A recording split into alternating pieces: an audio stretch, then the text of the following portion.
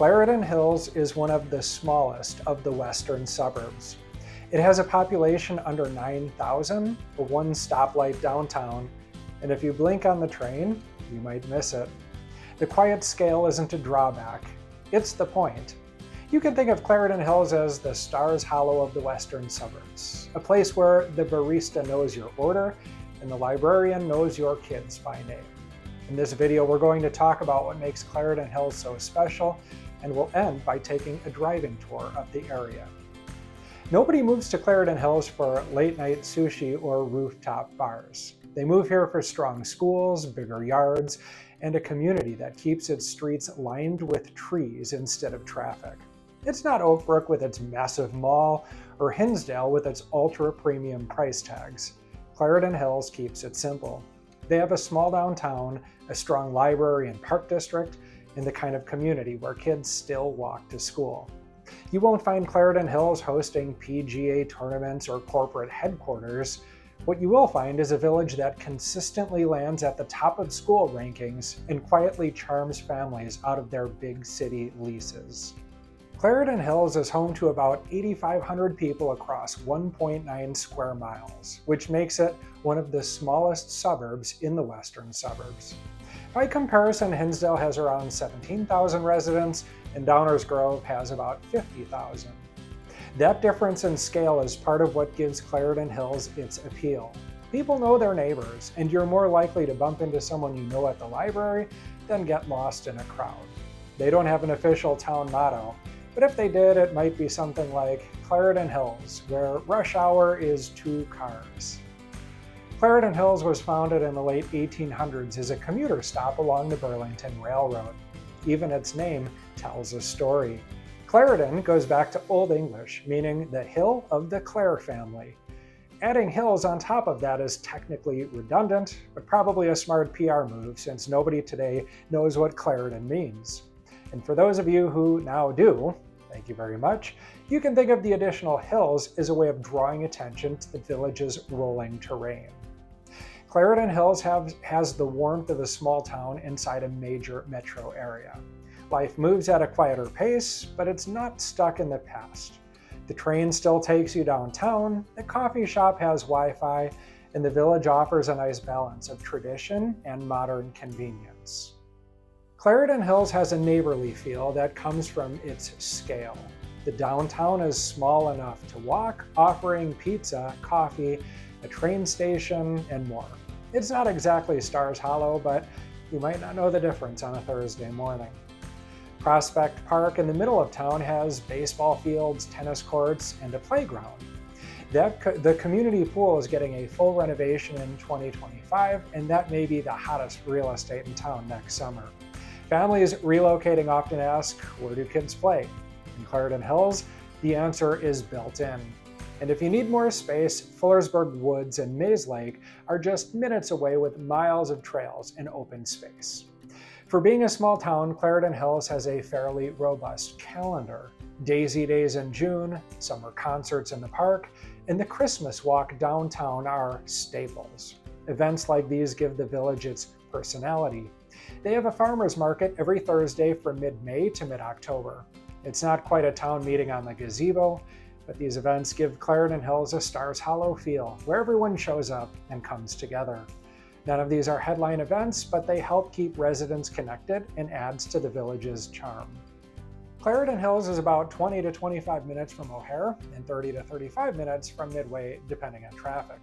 From Clarendon Hills, you don't have to pick an airport, you get both, making it ideal for families and professionals who travel.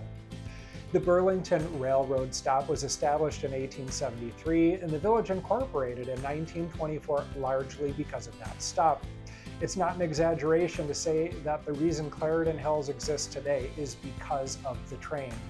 The Metro BNSF line still defines the village, with a station in the heart of downtown. Trains run early, late, and often, and the ride to Union Station takes about 25 minutes. For drivers, both I-294 and I-88 are available within a 10-minute drive. Having access to 2 major highways is unusual for a suburb this small. Clarendon Hills has the feel of a quiet village, but it's well connected to downtown Chicago and the western suburbs. You can be in the city in a half hour or at a forest preserve trailhead in 10 minutes. Clarendon Hills doesn't have big box shopping, and that's by design. If you need luxury retail, Oak Brook Center is just down the road. If you need milk, Jewel has you back on the couch before the ice cream melts. Clarendon Hills offers a mix of historic cottages, mid-century homes, and luxury new construction. That variety keeps the market interesting, but it's also one of the more expensive of the western suburbs. Over the past year, 91 homes closed with an average sale price of just under $1 million. Sales ranged from $250,000 on the very low end to almost $3 million at the top. Clarendon Hills isn't as large as its neighbors, and that limited inventory helps keep prices high. The average home here is about 2,700 square feet and sells for roughly $319 a square foot on average. Median market time is currently less than 7 days, which is less time than it takes for Amazon to deliver a sofa. Clarendon Hills has a reputation for schools, and the ratings back it up. In District 181, Prospect Elementary is a 10 out of 10, Walker is a 9 out of 10, and Clarendon Hills Middle School has a 7 out of 10. Most students go to Hinsdale Central High School, District 86, which is a 10 out of 10 and one of the most respected high schools in the state. A small section of the village feeds into Westmont High School, District 201, which is also a 10 out of 10. The results speak for themselves. Hinsdale Central has produced several notable alumni. Tomi Adeyemi, class of 2011, is the author of the New York Times bestselling Children of Blood and Bone, a fantasy novel that's been compared to Harry Potter. Her book is being adapted for the big screen with Disney and Lucasfilm, and she's been recognized by Time as one of the 100 most influential people. Olympic swimmers John Kinsella and John Murphy are also Hinsdale Central alumni, and more recently, the Chicago Bulls took Matas Buzelius in the first round of the NBA draft. For families moving to the western suburbs, that kind of track record makes Clarendon Hills stand out. Every suburb has a personality. If they were family, Hinsdale would be the older sibling, Downers Grove the big cousin, Oak Brook the wealthy uncle, and Westmont the modest younger brother. Clarendon Hills is the relative who doesn't make the loudest entrance, but still commands everyone's respect. Hinsdale is larger and more bustling, with a bigger downtown and a broader mix of housing. The schools overlap since both towns feed into Hinsdale Central, but Hinsdale usually carries a higher price tag and busier feel. Clarendon Hills offers a similar level of quality in a quieter setting. Downers Grove is larger, with more diverse housing and demographics, and is more affordable. Downers Grove has a wide range of amenities and neighborhoods, but it doesn't have the same intimate village character by virtue of its size. Oak Brook is known for its luxury estates and retail presence at Oak Brook Center. The lots are bigger, the homes are spread out, making it less of a walkable village and more suburban estate. Westmont offers more modest price points and a smaller downtown footprint. A few Clarendon Hills homes are zoned into Westmont schools, but overall Westmont is a more affordable entry point in the western suburbs. Each suburb has its strength.